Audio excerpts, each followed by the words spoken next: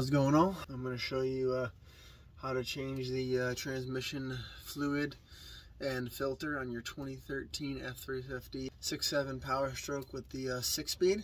It's going to be a drain and then pop off all of the bolts around the outer edge, and then we will replace this transmission filter right here.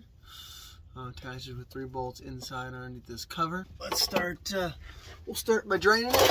So it's a 1/2 inch. So I'm gonna start getting this thing loose, and then there. Oh boy, she's a little stuck. That's not good. Oh, looks like the socket's gonna stay on there right now.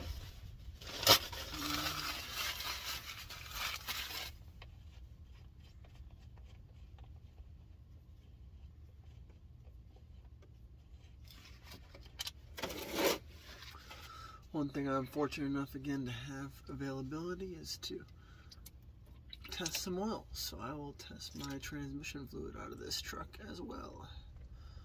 So we're going to sit here and let this drain. As we are waiting for this to drain a bit, we'll mention a couple things. So with the transmission, you'll see in the manual, I don't even know what the quart amount is actually, because I hadn't looked.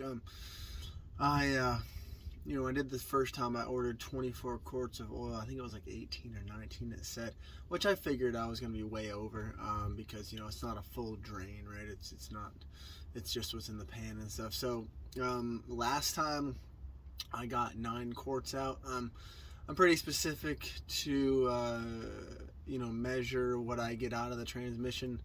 So I'll probably, once this is done draining, and I change the filter and all that stuff, I will put all the cover back on, everything that, fill it back up with probably, let's say 7 quarts of oil, and then I'm gonna take this pan right here and I'm gonna start pouring it into my old empty quart jugs, just so I know how much fluid I got out, so I know how much I should refill it. In my driveway, like I've mentioned before in a couple other videos, add a little bit of a slant, so I will get it, within a range, and then I'll go drive to a flat area and just check what my transmission fluid height is.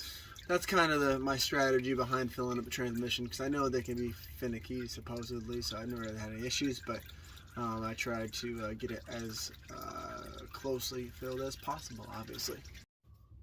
So if I'm not mistaken, you're going to want to keep this drain pan close by. So I've put my drain plug back in, and I think there's going to be some oil retained right here. So I think, maybe not, but you're going to want to keep that close by just in case there is. But otherwise, I'm just going to start loosening bolts here and start to get this pan off. And these are pretty small, so they are not torqued too much. I forget what the spec is, but we'll get that as usual. Get all these loose and slowly lower the pan down. Alrighty, so you can see, got the cover off. Like I said, so I don't know if you can see back there. See all that oil? So that was from when I took the cover off. There was stuff in the cover. Make sure you got, kind of walk the pan off from back to front. So I'll loosen some of these, let it drip, and just slowly let it angle down. And then the last two, last 2 bolts, kind of gotta juggle stuff to, put your knee up and hold the pan and stuff like that to try to make sure you don't drop fluid everywhere. Because there's still, even after you've let it drain, there's a lot of fluid left in the pan. So just be prepared for that. This trans filter is held on by 3 bolts. So loosen those up, and then slowly but surely take the transmission filter off. All the pan rail bolts are 5/16, by the way. These are, oh damn it, just got oil all over my hair. As you'll see, these are quite long in comparison. So these are these guys right here. I don't know how you would avoid getting covered in transmission fluid. It's pretty messy process. You're gonna need to be cleaning tools and whatnot after this. Oh, we lost one in the pan. Alright, that's 2 bolts in the pan, but that's okay. So, see, it's already trying to angle down on me here. Let's see if I can. Everything's so slick. You're covered here.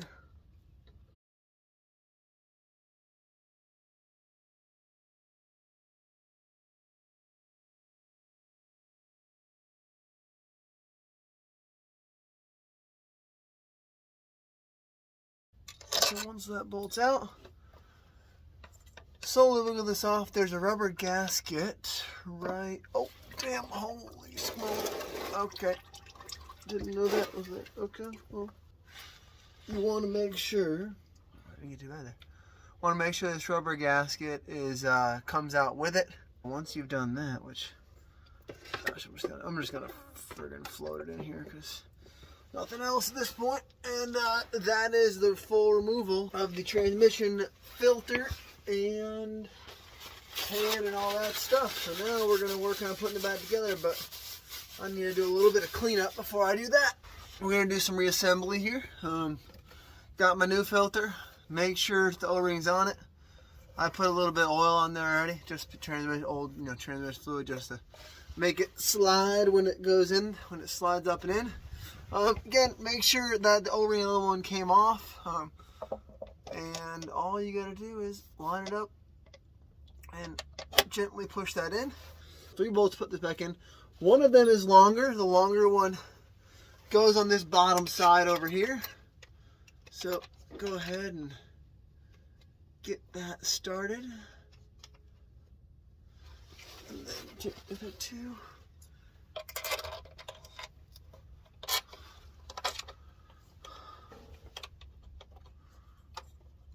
Alright,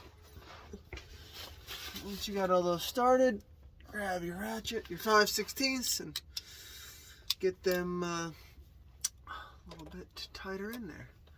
And then we are going to get a torque spec for these as best we can.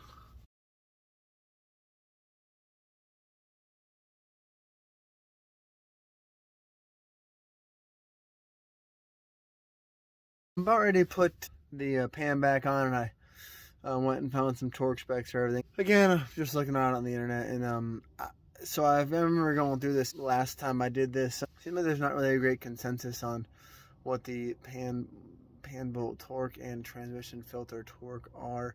I keep seeing 10 foot-pounds, but when you actually torque it to 10 foot-pounds, it really feels like you're stretching those bolts. Like, it doesn't feel great. So right now I'm at 96 inch-pounds, which is 8 foot-pounds.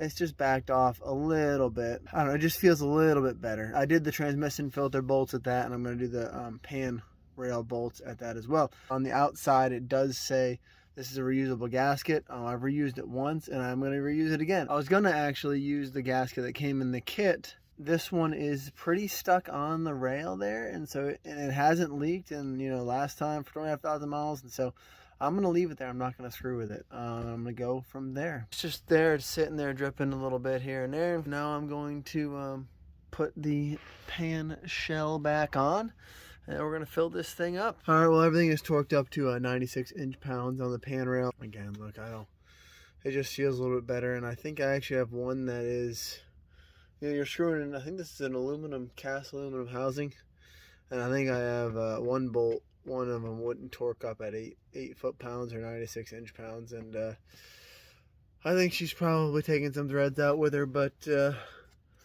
it's only one of them, and it's got some sort of preload on it, so I think I remember this happening last time I did this. Anyway, not all that concerned. I'll check it as usual. Yeah, now we're gonna go to the fill side.